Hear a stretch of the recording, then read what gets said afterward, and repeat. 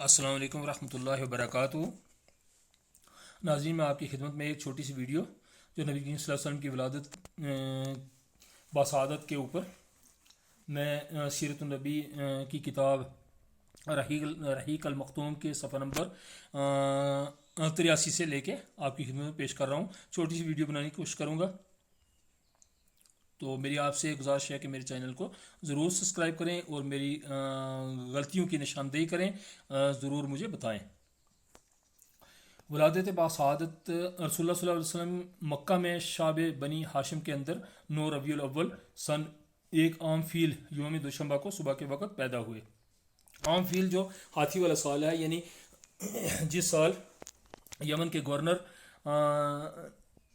ابرا نے خانہ کعبہ کو گرانے کی کوشش کی تھی، تو دوشنبہ کہتے ہیں سوموار کے دن کو۔ اس وقت نوشیرواں کی تخت نشینی کا 40واں سال تھا اور 20 یا 22 اپریل 571 کی تاریخ تھی۔ علامہ محمد سلیمان صاحب سلمان منصور پوری رحمۃ اللہ علیہ اور محمود پاشا فلکی کی تحقیق یہی ہے۔ ابن سعد کی روایت ہے کہ رسول اللہ صلی اللہ علیہ وسلم کی والدہ نے فرمایا، جب آپ کی ولادت ہوئی تو میرے جسم سے ایک نور نکلا جس سے ملک شام کے محل روشن ہو گئے۔ نبی پاک صلی اللہ علیہ وسلم کی والدہ محترمہ نے فرمایا کہ جب نبی صلی اللہ علیہ وسلم کی ولادت ہوئی تو میرے جسم سے ایک روشنی نکلی اور شام کے محل تک بھی روشن ہو گئے۔ امام احمد رحمۃ اللہ علیہ نے حضرت ارباز رضی اللہ تعالیٰ عنہ بن ساریہ سے بھی تقریباً اسی مضمون کی ایک روایت نقل فرمائی ہے۔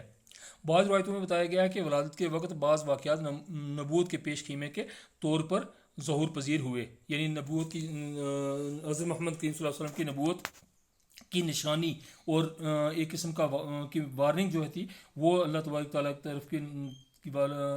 تعالیٰ کی طرف سے نازل ہوئی، یعنی ایمان کسرا کے 14 کنگرے گر گئے، ماجوس کا آتش کدا ٹھنڈا ہو گیا، یعنی کسرا کے محل کے جو کنگرے تھے وہ گر گئے، اور آتش کدا جو تھا آتش پرستوں نے بنایا ہوا تھا وہ بھی ٹھنڈا ہو گیا، بحیرہ سادہ خشک ہو گیا اور اس کے گرجے منہدم ہو گئے۔ یہ بیکی کی روایت ہے، لیکن محمد غزالی نے اس کو درست تسلیم نہیں کیا ہے۔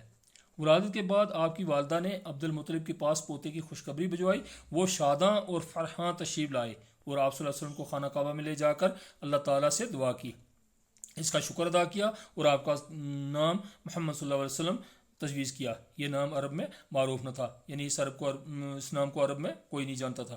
پھر عرب دستور کے مطابق 7ویں دن ختنہ کیا۔ تو یہ 5واں حاشیہ جو ہے، یہ حاشیہ 5واں، یہ آپ نیچے دیکھیں حاشیے میں، یہ ایرو کے پاس ہے، یعنی یہ لیا گیا ہے سیرت النبی کی کتاب جو پرانی کتاب ہے ابن حشام، اس کی 2 جلدیں ہیں۔ پہلی جلد میں کے صفحہ نمبر 159 اور 160 سے لیا گیا ہے۔ ایک اور یہ بھی ہے کہ آپ مختون پیدا ہوئے، یعنی ختنہ کیے ہوئے پیدا ہوئے۔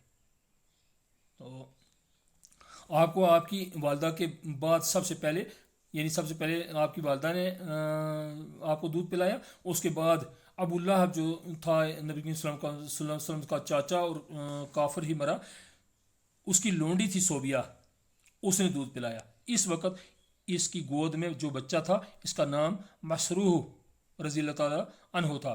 صوبیہ رضی اللہ تعالیٰ عنہا نے آپ صلی اللہ علیہ وسلم سے پہلے حضرت حمزہ بن عبد المطلب کو اور آپ صلی اللہ علیہ وسلم کے بعد ابو سلمہ رضی اللہ تعالیٰ عنہ بن عبد الاسد مخزومی کو بھی دودھ پلایا تھا۔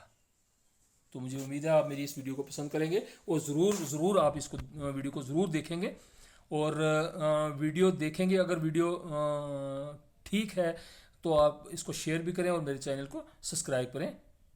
تو میں اسی پر آگے دوسری ویڈیو میں انشاءاللہ بنی سعد میں نبی صلی اللہ علیہ وسلم کی جو ہے وہ ویڈیو پیش کروں گا۔ تب تک کے لیے السلام علیکم ورحمۃ اللہ وبرکاتہ۔